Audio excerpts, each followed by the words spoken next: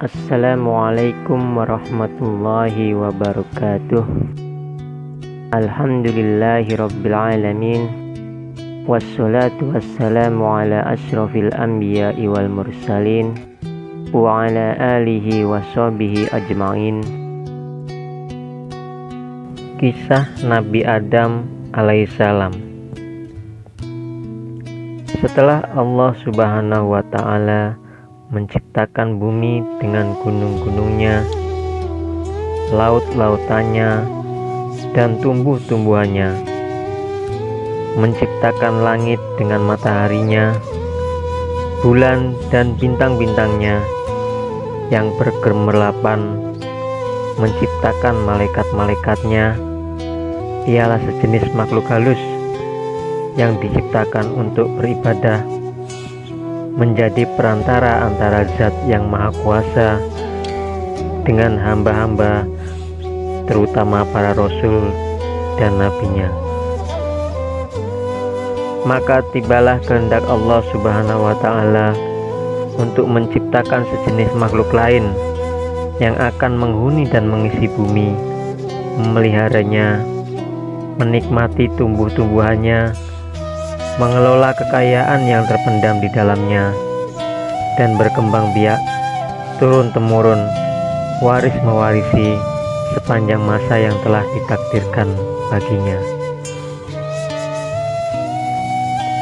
Para malaikat ketika diberitahukan oleh Allah subhanahu wa ta'ala akan kehendaknya menciptakan makhluk lain itu, mereka khawatir kalau kehendak Allah menciptakan makhluk yang lain disebabkan kecuaian atau kelalaian mereka dalam ibadah dan menjalankan tugas, atau karena pelanggaran yang mereka lakukan tanpa disadari. Berkata mereka kepada Allah subhanahu wa ta'ala, "Wahai Tuhan kami, buat apa Tuhan menciptakan makhluk lain selain kami? Padahal kami selalu bertasbih, bertahmid, melakukan ibadah dan mengagungkan nama-Mu tanpa henti-hentinya. Sedang makhluk yang Tuhan akan ciptakan dan turunkan ke bumi niscaya akan bertengkar satu dengan lain, akan saling bunuh-membunuh, berebut menguasai kekayaan alam yang terlihat di atasnya dan terpendam di dalamnya, sehingga akan terjadilah kerusakan dan kehancuran di atas bumi yang Tuhan ciptakan itu." Allah berfirman, menghilangkan kekhawatiran para malaikat itu, "Aku mengetahui apa yang kamu tidak ketahui, dan aku sendirilah yang mengetahui hikmat penguasaan Bani Adam atas bumiku. Bila aku telah menciptakannya dan meniupkan roh kepadanya, bersujudlah kamu di hadapan makhluk baru itu sebagai penghormatan dan bukan sebagai sujud ibadah, karena Allah subhanahu wa ta'ala melarang hambanya beribadah kepada sesama makhluknya." Kemudian diciptakanlah Adam oleh Allah subhanahu wa ta'ala dari segumpal tanah liat, kering dan lumpur hitam yang berbentuk. Setelah disempurnakan bentuknya, ditiupkanlah roh ciptaan Tuhan ke dalamnya, dan berdirilah ia tegak menjadi manusia yang sempurna. Iblis membangkang dan enggan mematuhi perintah Allah seperti para malaikat yang lain, yang segera bersujud di hadapan Adam sebagai penghormatan bagi makhluk Allah yang akan diberi amanat menguasai bumi dengan segala apa yang hidup dan tumbuh di atasnya, serta yang terpendam di dalamnya. Iblis merasa dirinya lebih mulia, lebih utama, dan lebih agung dari Adam karena ia diciptakan dari unsur api, sedangkan Adam dari tanah dan lumpur. Kebanggaannya dengan asal-usulnya menjadikan ia sombong dan merasa rendah untuk bersujud, menghormati Adam seperti para malaikat yang lain, walaupun diperintah oleh Allah. Tuhan bertanya kepada iblis, apakah yang mencegahmu sujud menghormati sesuatu yang telah aku ciptakan dengan tanganku? Iblis menjawab, aku adalah lebih mulia dan lebih unggul dari dia. Engkau ciptakan aku dari api, dan dia diciptakan dari lumpur. Karena kesombongan, kecongkakan, dan pembangkangannya melakukan sujud yang diperintahkan, maka Allah menghukum iblis dengan mengusir dari surga dan mengeluarkannya dari barisan malaikat dengan disertai kutukan dan laknat yang akan melekat pada dirinya hingga hari kiamat. Di samping itu, ia dinyatakan sebagai penghuni neraka. Iblis dengan sombongnya menerima dengan baik hukuman Tuhan itu, dan ia hanya mohon agar kepadanya diberi kesempatan untuk hidup kekal hingga hari kebangkitan kembali di hari kiamat. Allah meluluskan permohonannya, dan ditangguhkanlah ia sampai hari kebangkitan. Tidak berterima kasih dan bersyukur atas pemberian jaminan itu. Bahkan sebaliknya, ia mengancam akan menyesatkan Adam sebagai sebab terusirnya dia dari surga dan dikeluarkannya dari barisan malaikat, dan akan mendatangi anak-anak keturunannya dari segala sudut untuk membujuk mereka meninggalkan jalan yang lurus dan bersamanya menempuh jalan yang sesat, mengajak mereka melakukan maksiat dan hal-hal yang terlarang, menggoda mereka supaya melalaikan perintah-perintah agama, dan mempengaruhi mereka agar tidak bersyukur dan beramal soleh. Kemudian Allah berfirman kepada iblis yang terkutuk itu, pergilah engkau bersama pengikut-pengikutmu yang semuanya akan menjadi isi neraka jahanam dan bahan bakar neraka. Engkau tidak akan berdaya menyesatkan hamba-hambaku yang telah beriman kepadaku dengan sepenuh hatinya dan memiliki akidah yang mantap yang tidak akan tergoyah oleh rayuanmu, walaupun engkau menggunakan segala kepandaianmu menghasut dan memfitnah. Allah hendak menghilangkan anggapan rendah para malaikat terhadap Adam dan meyakinkan mereka akan kebenaran hikmatnya, menunjuk Adam sebagai penguasa bumi. Maka diajarkanlah kepada Adam nama-nama benda yang berada di alam semesta. Kemudian diperagakanlah benda-benda itu di depan para malaikat. Cobalah sebutkan bagiku nama benda-benda itu, jika kamu benar merasa lebih mengetahui dan lebih mengerti dari Adam. Para malaikat tidak berdaya memenuhi tantangan Allah untuk menyebut nama-nama benda yang berada di depan mereka. Mereka mengakui ketidaksanggupan mereka dengan berkata, Maha Agung Engkau, sesungguhnya kami tidak memiliki pengetahuan tentang sesuatu kecuali apa yang Tuhan ajarkan kepada kami. Sesungguhnya Engkaulah yang Maha Mengetahui dan Maha Bijaksana.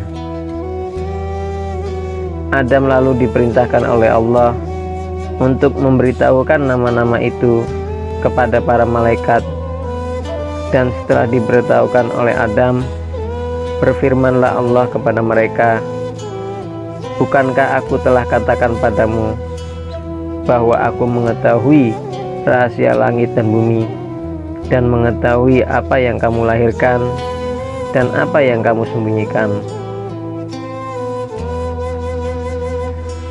Adam diberi tempat oleh Allah di surga, dan baginya diciptakanlah Hawa untuk mendampinginya dan menjadi teman hidupnya.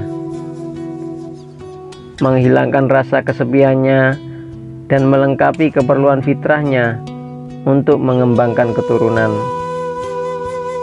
Menurut cerita para ulama, Hawa diciptakan oleh Allah dari salah satu tulang rusuk Adam yang di sebelah kiri di waktu ia masih tidur, sehingga ketika ia terjaga, ia melihat Hawa sudah berada di sampingnya. Ia ditanya oleh malaikat, "Wahai Adam, apa dan siapakah makhluk yang berada di sampingmu itu?"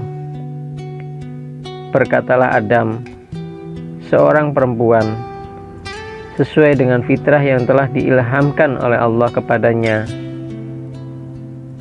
"Siapa namanya?" tanya malaikat lagi. "Hawa," jawab Adam. "Untuk apa Tuhan menciptakan makhluk ini?" tanya malaikat lagi. Adam menjawab, "Untuk mendampingiku, memberi kebahagiaan bagiku, dan mengisi keperluan hidupku sesuai dengan kehendak Allah." Allah berpesan kepada Adam, "Tinggallah engkau bersama istrimu di surga. Rasakanlah kenikmatan yang berlimpah-limpah di dalamnya. Rasailah dan makanlah buah-buahan yang lezat yang terdapat di dalamnya, sepuas hatimu dan sekehendak nafsumu. Kamu tidak akan mengalami atau merasa lapar, dahaga ataupun letih selama kamu berada di dalamnya. Akan tetapi aku ingatkan, janganlah makan buah dari pohon ini yang akan menyebabkan kamu celaka dan termasuk orang-orang yang zalim. Ketahuilah bahwa iblis itu adalah musuhmu dan musuh istrimu. Ia akan berusaha membujuk kamu dan menyeret kamu keluar dari surga, sehingga hilanglah kebahagiaan yang kamu sedang nikmati ini." Sesuai dengan ancaman yang diucapkan ketika diusir oleh Allah dari surga, akibat pembangkangannya dan terdorong pula oleh rasa iri hati dan dengki terhadap Adam, yang menjadi sebab sampai ia terkutuk dan terlaknat selama-lamanya, tersingkir dari singgasana kebesarannya.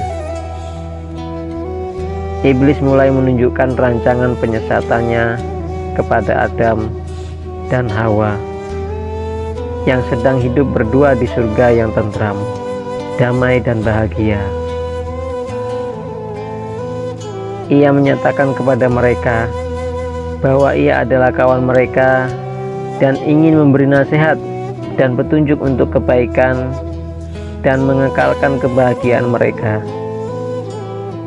Segala cara dan kata-kata halus digunakan oleh iblis untuk mendapatkan kepercayaan Adam dan Hawa bahwa ia betul-betul jujur dalam nasihat dan petunjuknya kepada mereka.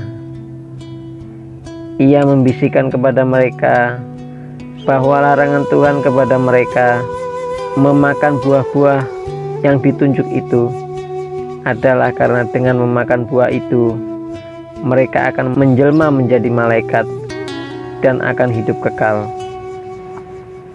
Diulang-ulangilah bujukannya dengan menunjukkan akan harumnya bau pohon yang dilarang, indah bentuk buahnya, dan lezat rasanya, sehingga pada akhirnya termakanlah bujukan yang halus itu oleh Adam dan Hawa, dan dilanggarlah larangan Tuhan. Allah mencela perbuatan mereka itu dan berfirman yang bermaksud, "Tidakkah aku mencegah kamu mendekati pohon itu dan memakan dari buahnya, dan tidakkah aku telah ingatkan kamu bahwa setan itu adalah musuhmu yang nyata?" Adam dan Hawa mendengar firman Allah itu, sadarlah ia bahwa mereka telah melanggar perintah Allah dan bahwa mereka telah melakukan sesuatu kesalahan dan dosa besar. Seraya menyesal berkatalah mereka, "Wahai Tuhan kami telah menganiaya diri kami sendiri dan telah melanggar perintah-Mu karena terkena bujukan iblis. Ampunilah dosa kami, karena niscaya kami akan tergolong orang-orang yang rugi bila Engkau tidak mengampuni dan mengasihi kami.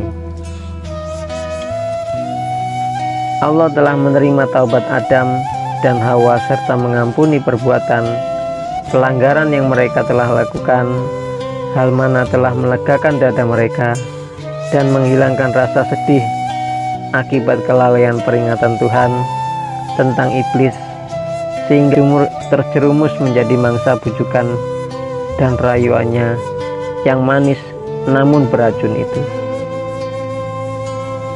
Adam dan Hawa merasa tentram kembali setelah menerima pengampunan Allah, dan selanjutnya akan menjaga jangan sampai tertipu lagi oleh iblis, dan akan berusaha agar pelanggaran yang telah dilakukan dan menimbulkan murka dan teguran Tuhan itu menjadi pengajaran bagi mereka berdua untuk lebih berhati-hati menghadapi tipu daya dan bujukan iblis yang terlaknat itu. Harapan untuk tinggal terus di surga yang telah pudar karena perbuatan pelanggaran perintah Allah hidup kembali dalam hati dan pikiran Adam dan Hawa yang merasa kenikmatan dan kebahagiaan hidup mereka di surga tidak akan terganggu oleh sesuatu, dan bahwa ridho Allah serta rahmatnya akan tetap melimpah di atas mereka untuk selama-lamanya. Akan tetapi Allah telah menentukan dalam takdirnya apa yang tidak terlintas dalam hati dan tidak terfikir oleh manusia.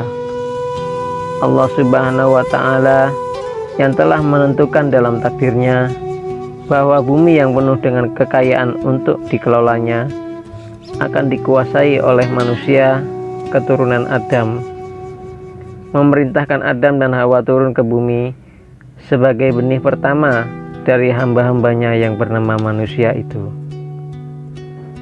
Berfirmanlah Allah kepada mereka, turunlah kamu ke bumi sebagai daripada kamu menjadi musuh bagi sebagian yang lain. Kamu dapat tinggal tetap dan hidup di sana sampai waktu yang telah ditentukan. Turunlah Adam dan Hawa ke bumi menghadapi cara hidup baru yang jauh berlainan dengan hidup di surga yang pernah dialami dan yang tidak akan berulang kembali. Mereka harus menempuh hidup di dunia yang fana ini dengan suka dan dukanya, dan akan menurunkan umat manusia yang beraneka ragam sifat dan tabiatnya, berbeda-beda warna, kulit dan kecerdasan otaknya. Umat manusia yang akan berkelompok-kelompok menjadi suku-suku dan bangsa-bangsa, di mana yang satu menjadi musuh, yang lain bunuh-membunuh, aniaya menganiaya, dan tindas menindas, sehingga dari waktu ke waktu Allah mengutus nabi-nabinya dan rasul-rasulnya memimpin hamba-hambanya ke jalan yang lurus, penuh damai, kasih sayang di antara sesama manusia, jalan yang menuju kepada ridhonya dan kebahagiaan manusia di dunia dan di akhirat.